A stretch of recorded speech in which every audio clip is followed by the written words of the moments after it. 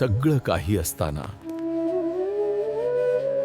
राजा जनक अवस्थ होता. मनात प्रश्नांचा गोंधळ होता. शांती कुठेच सापडत नव्हती.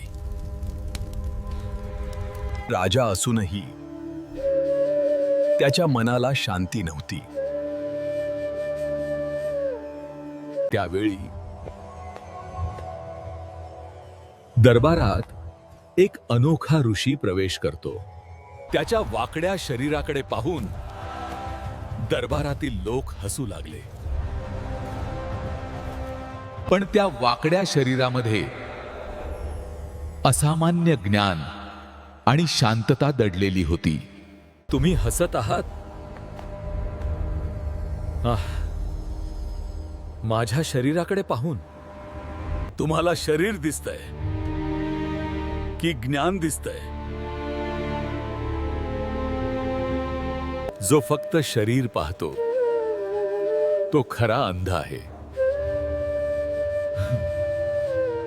राजा जनक उठले आणि त्या ऋषीकडे आदराने पाहू लागले.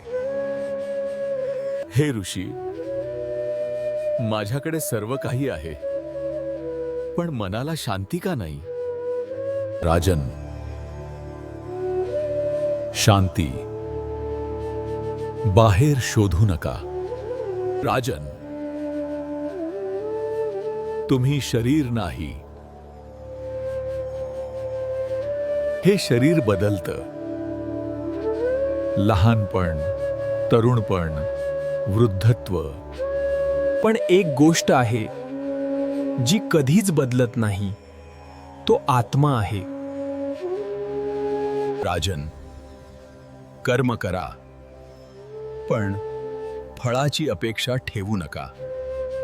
अपेक्षा सोडली की मन आपोआप शांत होतं. शांती बाहेर नाही, ती आपल्या आतच आहे. जिथे शोधणं थांबतं तिथेच शांती सापडते. ही कथा फक्त जनकासाठी नव्हती, ती आपल्यासाठी आहे.